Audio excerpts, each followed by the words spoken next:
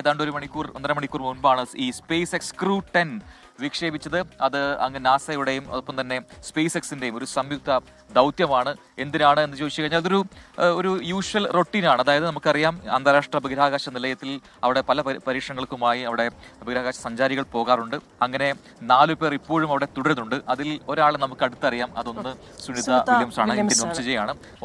മറ്റൊന്ന് Butch Wilmore ആണ്. ഇവർ രണ്ടുപേരുടെയും പേരുകൾ എന്തുകൊണ്ടാണ് അതിൽ പ്രത്യേകമാവുന്നത്? അവർ കുറേ നാളുകളായി അവിടെ തുടരുന്നുണ്ട്. തിരിച്ച് ഭൂമിയിലേക്കുള്ള മടക്കയാത്രയ്ക്ക് ചില സാങ്കേതിക പ്രശ്നങ്ങൾ കൊണ്ട് അവർക്ക് അവിടെ തുടരേണ്ടി വന്നു എന്നാണ് നാസ ഇതിനെക്കുറിച്ച് നൽകുന്ന വിശദീകരണം. പക്ഷേ എനിക്കിതിലെ വെറൈറ്റി കൂടെ പറയണം.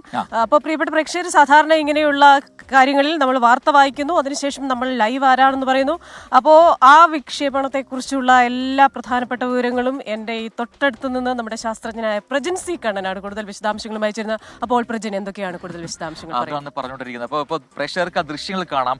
അതാണ് ഇതിന്റെ ഏറ്റവും പ്രത്യേകത. അതായത് നമുക്ക് ഈ വിക്ഷേപണം മുതൽ പിന്നീട് ഈ കൃത്യമായി റോക്കറ്റിൽ നിന്നും ഈ പേടകം വേർവിട്ടു പോകുന്ന ആ സമയം വരെ അതിനുശേഷമുള്ള കാര്യങ്ങളെല്ലാം തത്സമയം നാസ ഇത് ലോകമെമ്പാടുമുള്ള ആൾക്കാരെ കാണിച്ചു എന്നുള്ളതാണ് ഇതിന്റെ ഏറ്റവും പ്രധാനപ്പെട്ട സവിശേഷത. അതുകൊണ്ട് തന്നെ ഈ പ്രോസസ്സ് എന്താണ്?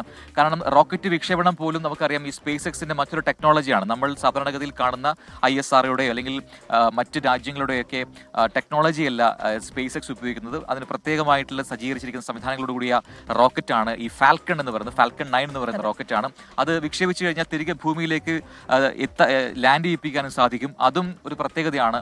അത്തരം പരീക്ഷണങ്ങൾ ISRO ഒക്കെ നടത്തുന്നുണ്ട്. പക്ഷേ ഇതിന്റെ ഒരു പ്രത്യേകത എന്ന് പറഞ്ഞു കഴിഞ്ഞാൽ ഈ ഫാൽക്കൺ 9 തിരികെ ഭൂമിയിലേക്ക് വരികയും ഈ അതിന്റെ 3 കാലുകൾ വിടർത്തി കൃത്യമായി എവിടെയാണോ ലാൻഡ് ചെയ്യേണ്ടത് അവിടെ തന്നെ ലാൻഡ് ചെയ്യിക്കാൻ കഴിയുകയും ചെയ്യും. അങ്ങനെ റീയൂസ് ചെയ്യാൻ പറ്റുന്ന റോക്കറ്റുകളിൽ ഏറ്റവും പ്രധാനപ്പെട്ട പുതിയ സംവിധാനത്തിൽ പ്രവർത്തിക്കുന്ന ഒരു റോക്കറ്റാണ് ഈ ഫാൽക്കൺ 9. അതുപയോഗിച്ചാണ് ഈ ഡ്രാഗൺ ക്രൂ 10 വിക്ഷേപിച്ചിരിക്കുന്നത്. അതിൽ 4 പേരാണ് ഈ ബഹിരാകാശ നിലയത്തിലേക്ക് പോകുന്നത്. ഞാൻ നേരത്തെ പറഞ്ഞത് ഒരു യൂഷ്വൽ റൊട്ടീനുണ്ട്. ഒരു കൃത്യമായ സമയങ്ങളിൽ ഈ ബഹിരാകാശ നിലയത്തിലെ സഞ്ചാരികളെ മാറിക്കൊണ്ടേയിരിക്കേണ്ടതുണ്ട്. അത് നാസ സെലക്ട് ചെയ്യുന്ന സഞ്ചാരികളാണ് മാറി പോകുന്നത്. അപ്പോൾ ഓരോരുത്തർക്കും ഓരോ പ്രത്യേക സമയമുണ്ട്. ആ സമയം ഇത്തവണ അതിക്രമിച്ചു.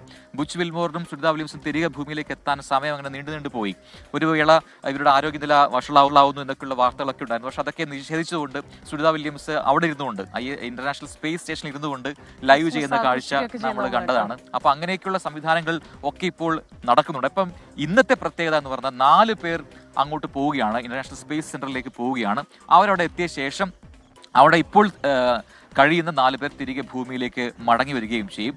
അതിനായുള്ള പേടകമാണോ ഇത് എന്ന് ചോദിച്ചു കഴിഞ്ഞാൽ അല്ല എന്നാണ് ഉത്തരം. അതിന് മറ്റൊരു പേടകം, അത് ഏതാണ്ട് സെപ്റ്റംബറിൽ മുതൽ തന്നെ അവിടെ ഡോക്ക് ചെയ്ത് വെച്ചിട്ടുണ്ട്. തിരികെയുള്ള മടക്കയാത്രയ്ക്ക് സാങ്കേതികമായ ചില പ്രശ്നങ്ങൾ കൊണ്ടാണ് ആ മടക്കയാത്ര ഇത്രയും വൈകിയത്. ആ പ്രശ്നങ്ങളെല്ലാം പരിഹരിച്ചിരിക്കുന്നു.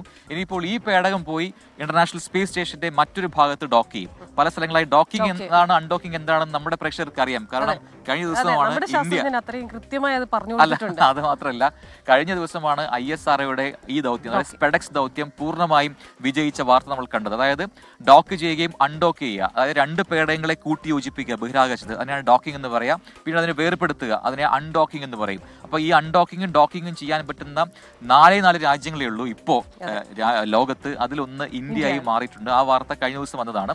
നാസ അല്ലെങ്കിൽ അമേരിക്ക, റഷ്യ, ചൈന ഈ രാജ്യങ്ങൾ ഇത് വളരെ നാളുകളായി ചെയ്യുന്നുണ്ട്. പ്രത്യേകിച്ച് അമേരിക്കയും റഷ്യയൊക്കെ ഇത് ഒരുപാട് വർഷങ്ങളായി ചെയ്യുന്ന കാര്യമാണ്, പുതിയ കാര്യമല്ല. പക്ഷേ ഇത് വളരെ പ്രധാനപ്പെട്ട നാഴികക്കല്ലാണ് ISRO പിന്നിട്ടത്. ഇനി വീണ്ടും നാസയുടെ മിഷനിലേക്ക് വന്നു കഴിഞ്ഞാൽ ഇപ്പോൾ വിട്ടിരിക്കുന്ന നമ്മുടെ ഈ ഫാൽക്കൺ 9 എന്ന് പറയുന്ന റോക്കറ്റിൽ കയറി മുകളിലോട്ട് പോയിരിക്കുന്ന ഈ ഡ്രാഗൺ ക്രൂ 10 എന്ന് പറയുന്ന ഈ പേടകത്തിൽ 4 സഞ്ചാരികളുണ്ട്.